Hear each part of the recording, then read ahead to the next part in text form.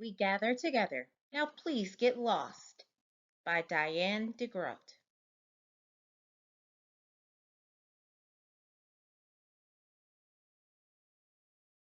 Gilbert was so excited that he tossed and turned all night. Tomorrow his class was going on a field trip to Pilgrim Town, and Gilbert kept thinking about how much fun it would be. Frank was going to be his buddy for the trip and promised to bring his checkers for the bus ride. Gilbert finally drifted off to sleep when, bam! Something bopped him on the head. Gilbert woke with a start and fell off the bed. His sister Lola laughed and waved her doll around. "You have to get up," she said. "I am up," Gilbert said, but he was really down on the floor, stuck between the bed and the wall. Lola tried to bop him again. "Mom says you're late for school." Gilbert had never been late for school, but today he was tired and didn't want to get up.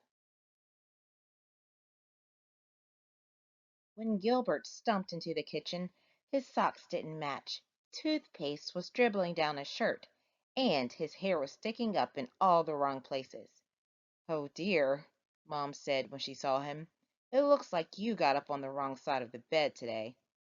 She handed him his lunch bag as he hurried out the door.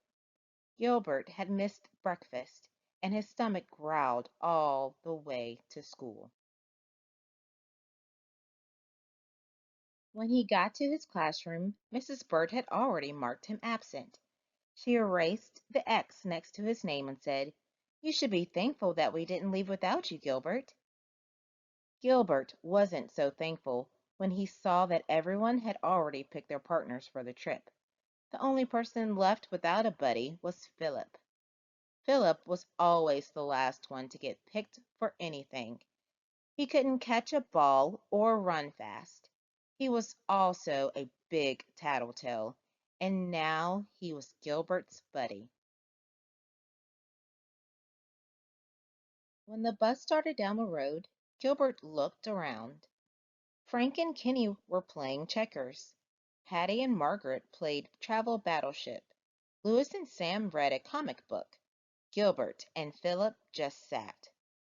Gilbert's stomach growled again. He opened up his lunch bag, but Philip said, "I'm telling the teacher that you're eating on the bus." Gilbert closed the bag. Finally, Mrs. Bird said, "Now, class, we're almost there.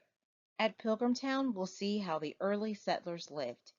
They were thankful that they got through a hard winter and celebrated their first harvest with a Thanksgiving feast. During our visit today, I want you to think about all the things that you can be thankful for." Patty raised her hand and said, "I'm thankful that no one threw up on the bus." Louis shouted, "I'm thankful that we didn't have to do spelling today." Everyone laughed, except Mrs. Bird and Philip, who was the best speller in the class.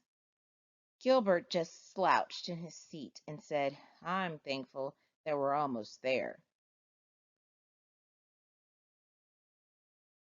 When the bus pulled into the parking lot, Mrs. Bird said, "Remember to stay with your buddy at all times so no one will get lost." Two by two, they walked through the village where people in costumes talked about how the Pilgrims lived. As they headed toward the blacksmith's shop, Gilbert ran to catch up with Frank and Kenny. Philip ran after him, calling, "Hey, wait for me." Frank said, "Too bad we can't be triple buddies, Gilbert, but you have to stay with Philip."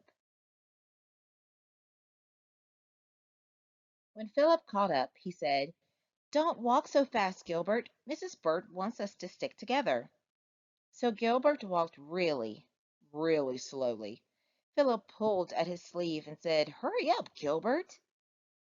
At the hay barn, Gilbert hid behind a group of older kids, but Philip found him. "Stop it, Gilbert," he whined. "I'm telling Mrs. Bird that you're fooling around." "You're a big tattletale," Gilbert said.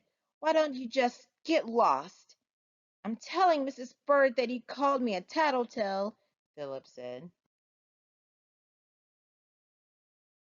On the way to the picnic area, Gilbert slipped into the restroom when Philip wasn't looking and locked the door behind him. Now Philip would never find him. Gilbert waited a few minutes, then went to unlock the door. The lock wouldn't turn. He tried again, but it was stuck. He banged on the door, yelling, "Hey, Philip, I'm in here!" Philip didn't answer. Gilbert banged on the door again. "Is anyone out there?" he shouted. No one answered. Uh-oh, Gilbert thought. If Philip didn't see him go into the bathroom, no one would know he was in there. Or worse, Philip might not even tell anyone that Gilbert was missing.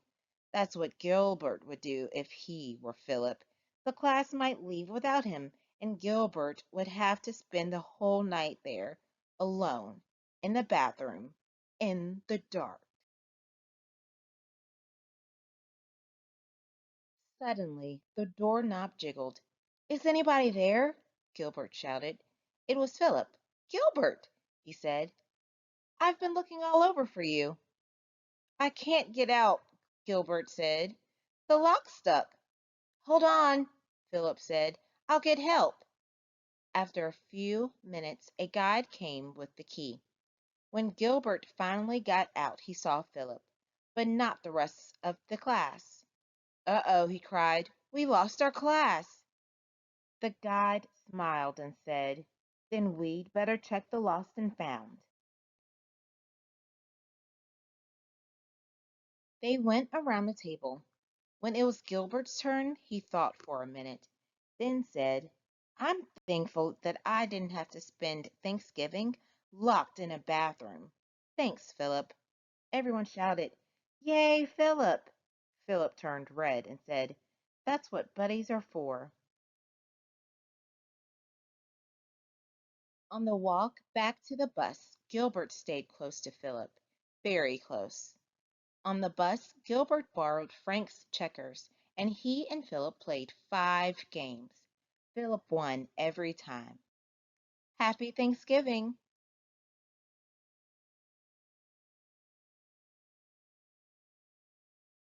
Avery's Reading Corner. Please subscribe.